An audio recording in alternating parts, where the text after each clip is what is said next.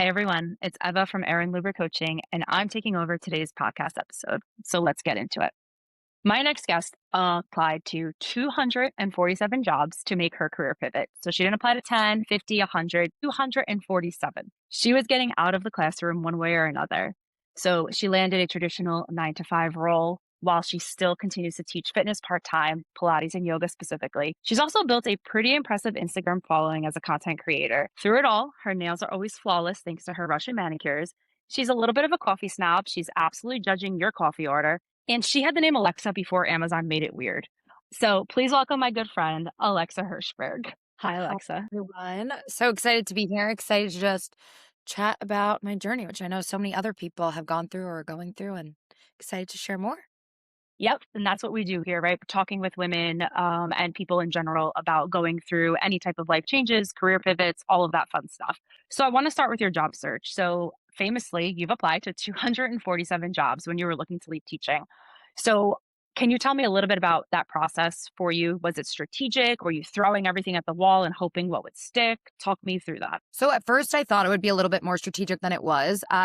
For backstory, was a school teacher. I was teaching high school, and I really did enjoy it. I was a special education teacher. I taught English. I started a careers and occupations course, helping students with writing resumes, and also created an entire internship course. I really feel like I got my all out of being a school teacher, and I just wanted that next challenge because I do feel like whenever you start to feel bored or you don't feel challenged in a job, it's kind of ready to move on to the next chapter because we should Hmm. always be challenging ourselves and growing and stretching our brains. And so when I started, I created a spreadsheet of jobs. It literally said jobs at the top. It had the link to the job description. It had, did I message people on LinkedIn? Did anybody get back to me?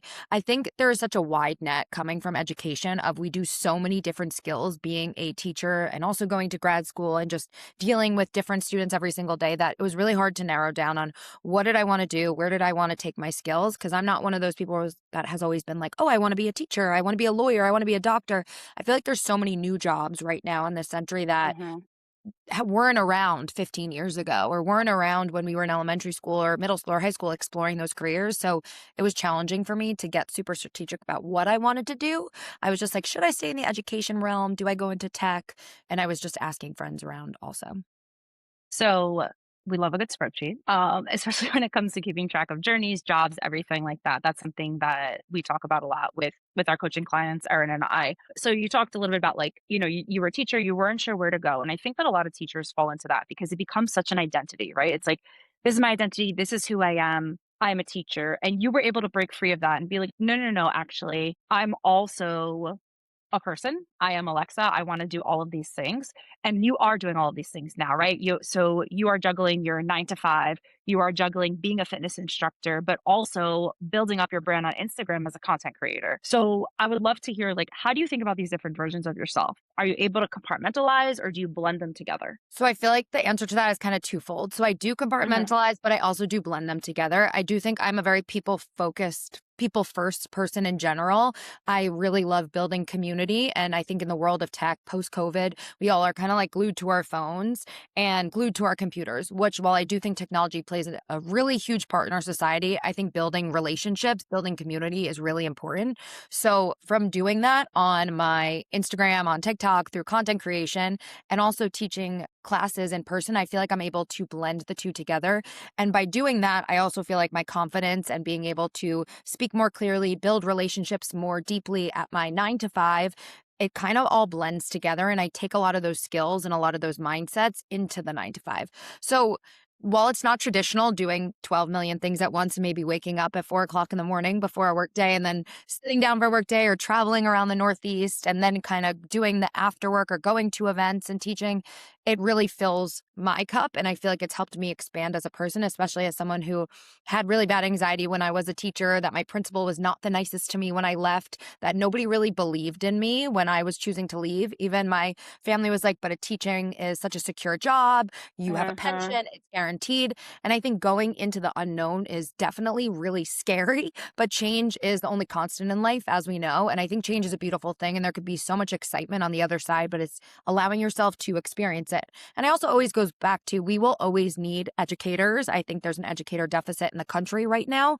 So you could always go back if you want to, but why not go out there and explore and think about Mhm. what are your interests, what are your hobbies, and how can we marry the two together? Because we do spend most of our time at work, so it should be enjoyable. You should work with people you enjoy. You should challenge your brain. You should want to grow. I know that was a roundabout way to answer it, but I feel like it has No, everything smushed no, together. no, that was perfect. You talked a little bit about having that anxiety, right? Having that anxiety in teaching and then sort of moving through that. And I think we think about being anxious and even a little bit of that self-doubt and that, can I do this? Should I do this? That is something that I think people wouldn't expect in somebody who is in your position or your positions, right? Doing all of the things that you do. I think people wouldn't think like, oh, Alexa might struggle a little bit with some anxious thoughts. So, talk to me a little bit about that. How do you recognize that coming up for you? And what do you do to sort of move through that while also managing everything else that you do? Great question. Well, I feel like right now, mental health in general is getting the awareness that it needs. That I know 7 years ago when I lost one of my best friends to mental health, it was not the type of conversations that we are having now. I feel like it was very taboo. People didn't want to talk about it. People hid it. And I could say growing up, it was very okay to say, like, I'm anxious, or I don't know why I'm feeling this way, or if you have depression and any of those mental health illnesses or feelings that you have, they are all okay. There is different manners of help that you can get to assist that, and also ways that we can manage those tools. So for me, anxiety has been prevalent in my life, I would say, since 4 years old, when I could remember myself being anxious. I used to not even want to hang out with someone one on one because I was like, they would run out of things to talk about with me. I'm not interesting enough. I wouldn't have enough to say. And I think being And here able you are on a podcast. teaching classes and presenting to too many people. But I think Mhm. it's just a matter of putting on, I don't want to say putting on a persona, because I also say I don't know how to be anyone else but me. I'm who I am. I am to my core. I'm going to be direct. I'm going to be honest. And I'm also going to be empathetic and understand where you're coming from, but I'm never going to put on an act. With that being said, that comes with a caveat of, although I am anxious and I know things can be challenging, it's scary to present. It's scary when you have really big responsibilities, especially like in my fitness career, holding space for a class of 33 people and 33 bodies that are going through a million different things in their lives. That is a skill in itself, and trying to put myself out of it and say, you know what, this isn't about me right now. So how can I hold space for them so we all can shift our energy collectively? And typically that'll help me shift out of that anxious state. And I do that in my 9 to 5 too. While that might not be the best case for everybody, I also do like breath work of taking 3 to 4 breaths, doing the box breathing, making sure I meditate, making sure I move my body and do things for me to help move that anxiety up and out. I think journaling, I think talking through with a friend, with a coworker, with family members, you have to talk through it. Don't just hold it in, because when you hold it in, it's just going to burst at one point and you're probably going to burn out from holding all that anxiety in. And anxiety in general is just worrying about something that hasn't even happened. So when you do that, you're worrying about it twice. I know a lot of us probably have heard that, but why are we doing that to ourselves when you can just be in the present moment, be where your feet are, work through it, and things will be okay? You're always okay, actually. There's always going to be more moving forward, and you will grow and you will be okay. Yeah, and I think that's an important reminder for people, especially when they're going through some type of transition or pivot in life. And it's so hard to see the bigger picture and to be like, okay, like let me look at everything rather than this tunnel vision. And it's a good reminder to hear that from you, from somebody who's done it, from somebody who continues to grow, change, and evolve. And I know that that's a big part of your practice, all in all aspects of your life. So speaking of changing, moving through it, all of that, when you made that shift from teaching into the corporate world, what was the most surprising thing to you? I know there's Uh, probably a lot. yeah, I feel like there were so many. I think the first one that just came to mind right away was, it's not as bad as people portray it to be. I feel like right now there Mhm. is this trend, at least I've seen on social media, that having a 9 to 5 is not great. And having a 9 to 5, you're like locked in.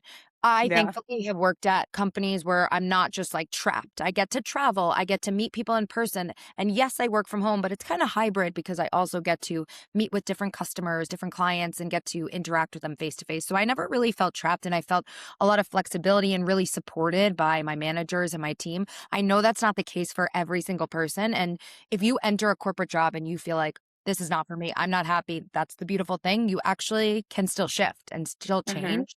There is a mentality, and I know within my parents' generation or the older generation, Yeah. job, you need to move through it, you need to be loyal. But in this day and age, you actually don't need to do that because there are so many different ways we can grow and help other companies with our different skill sets. I also believe that when I went to corporate, I thought that I was going to have to be glued to my computer 24/7, that I would need to answer every single email that came in right away, that I would be working till 10 p.m., that I see people in other industries doing.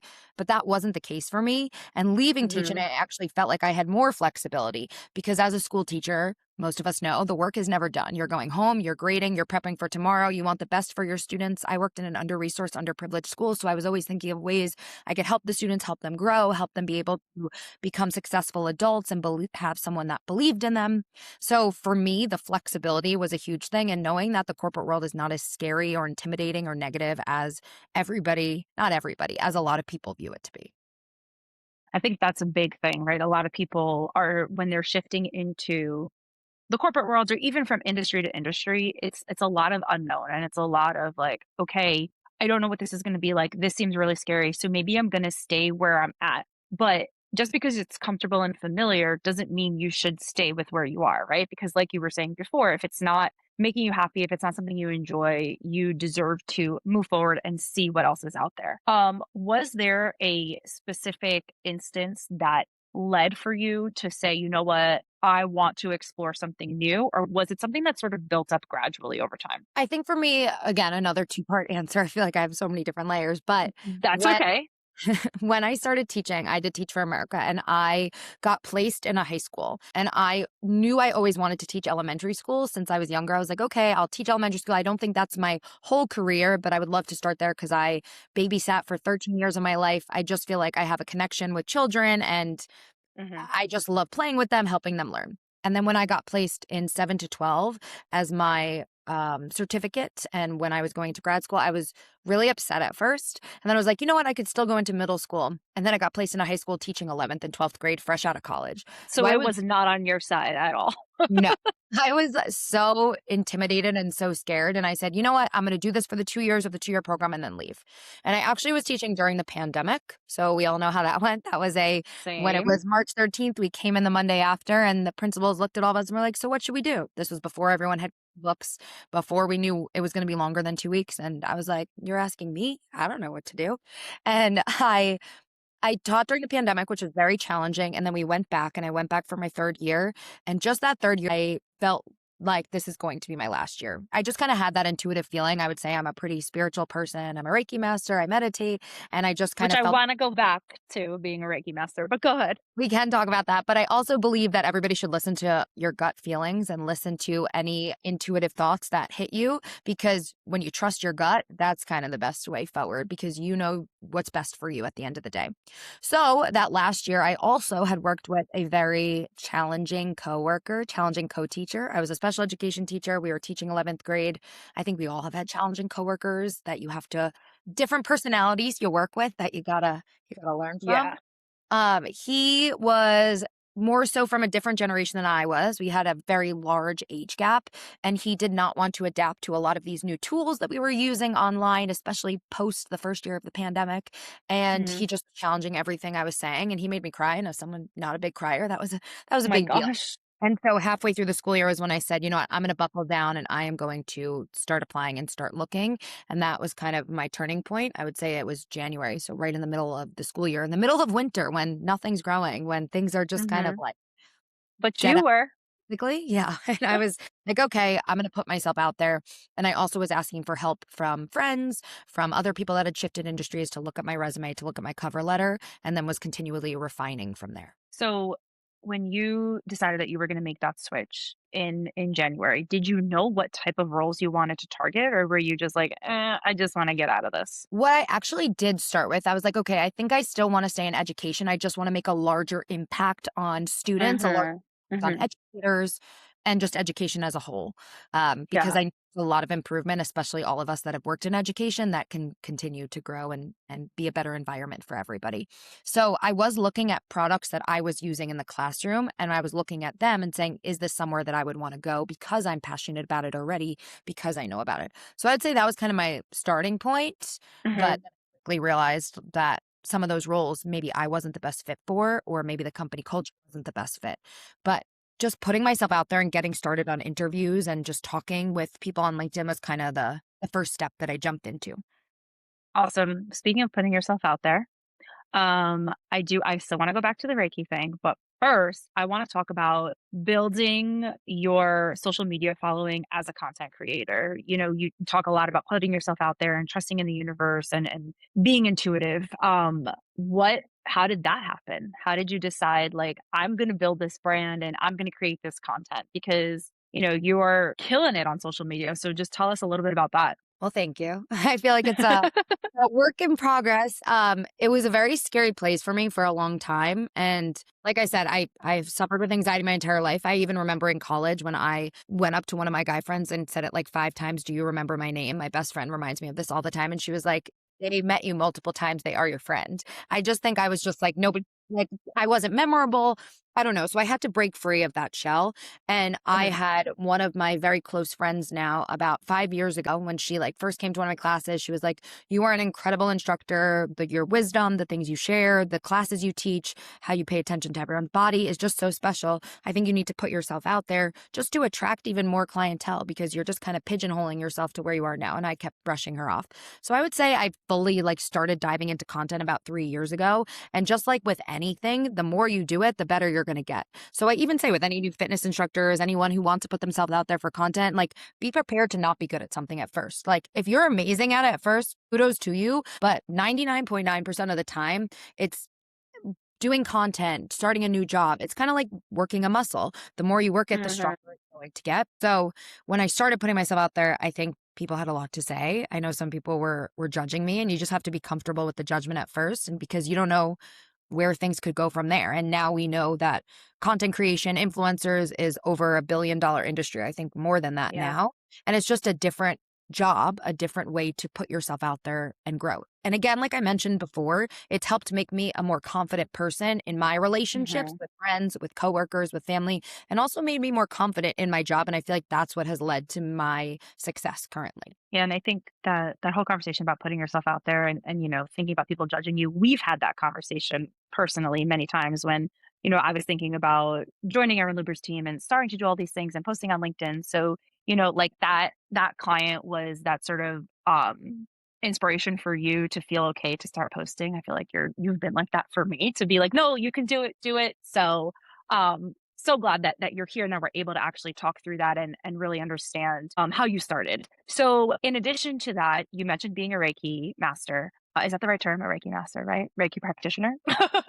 I'm a master, so either one's fine. Sure. So, talk to me a little bit about that because I think that really goes along nicely with your focus on fitness because I see you, yes, as somebody who focuses on fitness, but I think overall wellness and, practicing Reiki falls into that. So, how did that start? Was that while you were teaching? Was that after? How'd you get into it? So, just backtracking for 1 second is just saying, like, Yeah. I'm honored that you were also inspired because that is kind of the goal of my content. That's why I would say I'm more of a content creator than an influencer because Hmm. my goal is to inspire you. Like, yes, if you are influenced by my earrings, by my classes that or my outfits, like, great. I would love for you to get things that work for me that work for you too. But my goal is to really inspire you to want to grow, to want to take changes, to want to challenge yourself because that's what life is all about.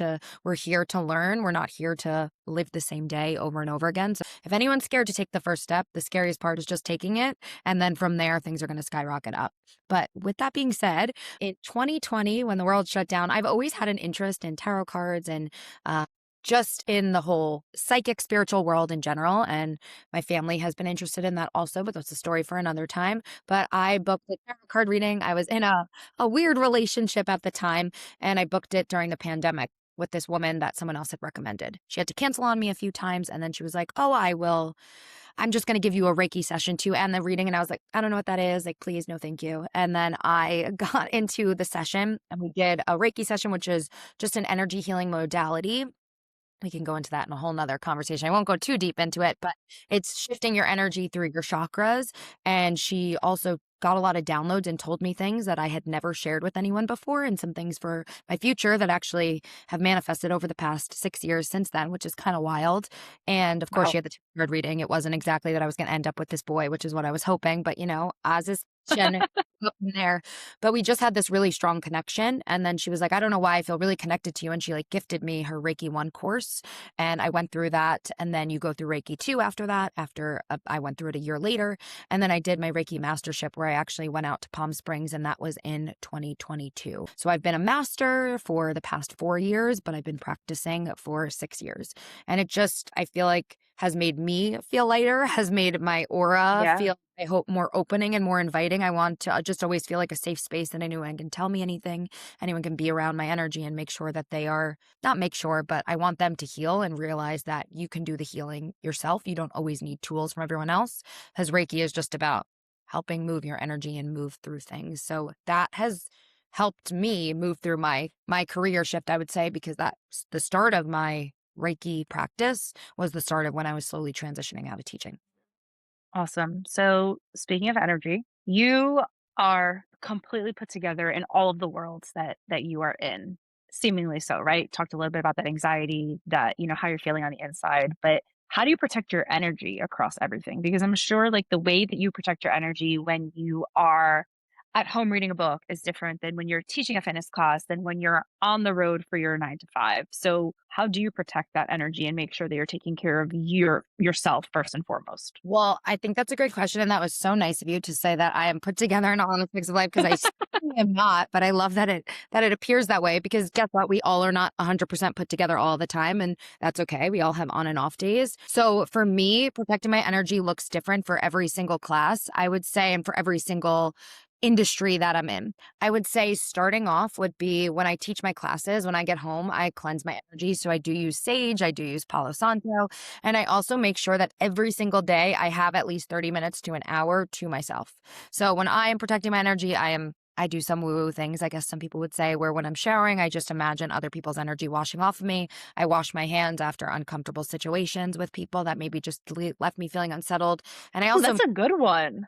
yeah, it's like you, like That's a just imagining washing your hands and washing off whatever that situation, Yeah, you know? because that And visualization is important too. Sorry, but yeah, now you got me thinking about that. Yeah. the visualization's a big one. And then also another big piece would be, it just left my mind that I was saying, but Sorry. just, no, no, no, it was my fault. But just allowing yourself the space to Mhm. not always be around other people's energy. I think you need to find time for yourself. And as we get older, life is just going to continue to get busier, right? So if you don't find that Yeah. time, then all of a sudden you're going to have someone who is having a bad day be on a Zoom call with you, or talk to you in person, or maybe the cashier is like upset that you ordered a Mhm. coffee.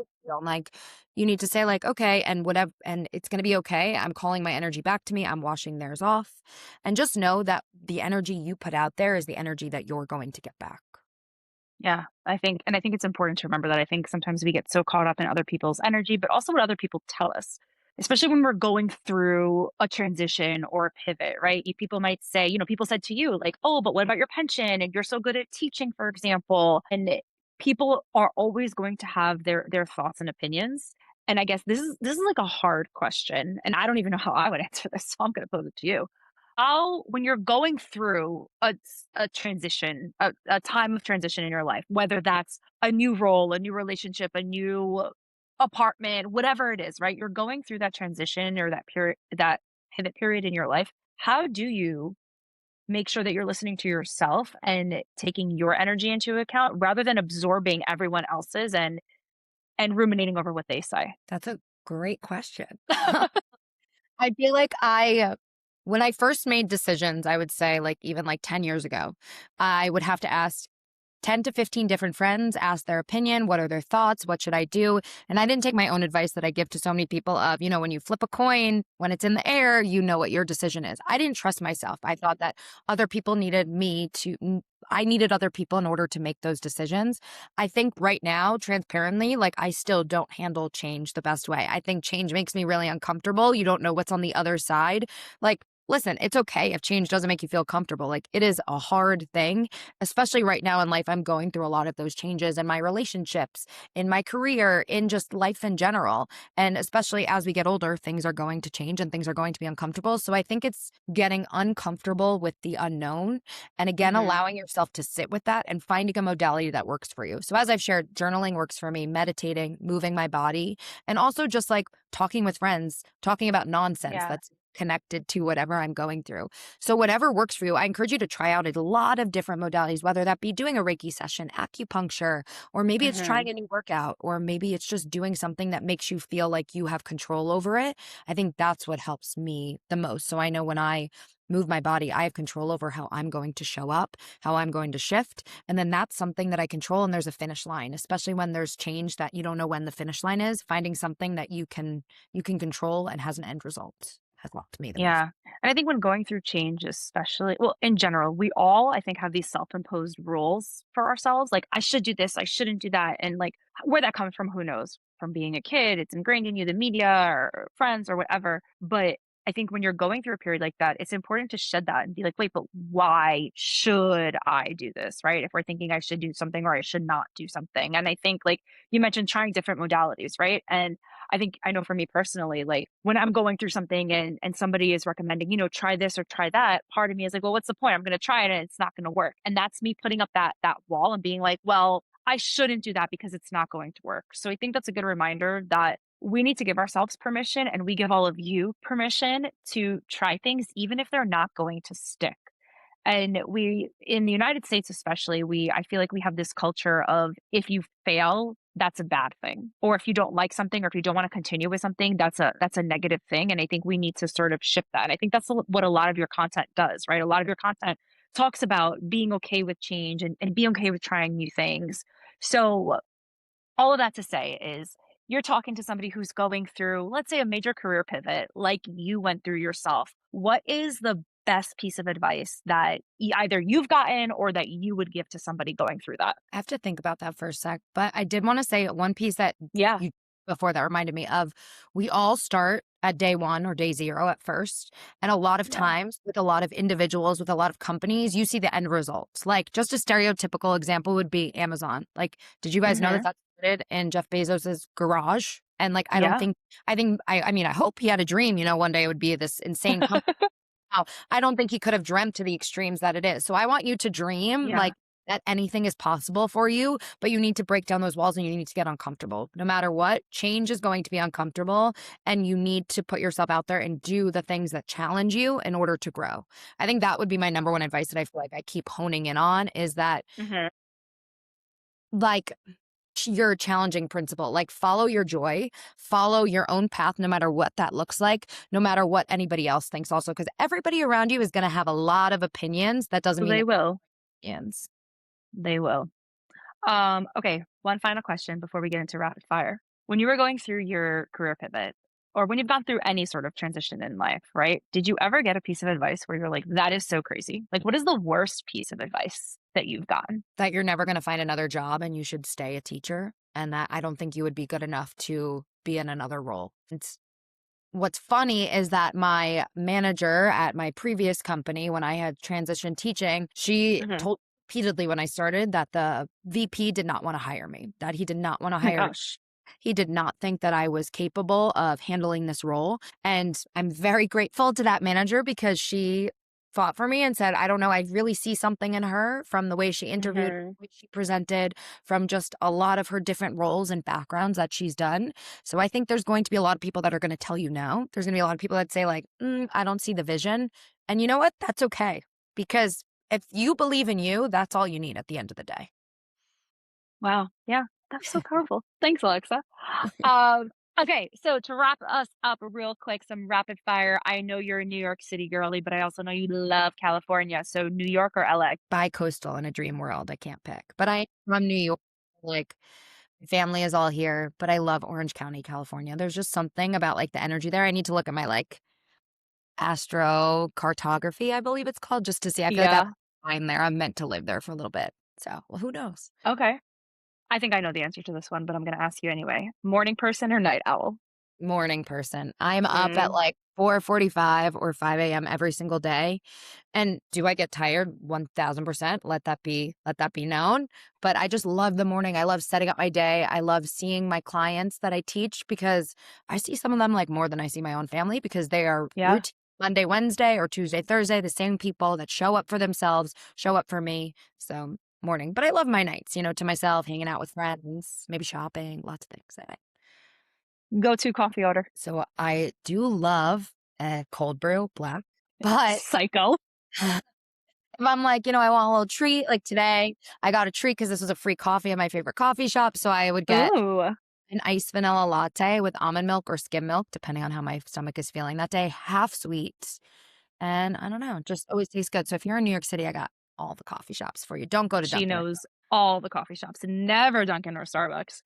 Okay, one final question for you before we wrap up. One of your super cute, chic corporate office outfits or one of your really trendy, adorable workout sets? What's more comfortable? It just my Oh my workout gosh. set. Workout set. I knew Workout it. I knew it. I just feel like All my right. workout wardrobe is insane, so but thank you so Fair. much for having Well, me. This was so much fun. thank you. And thank you all for listening. Thanks for spending your lunch break with us. We'll see you next time.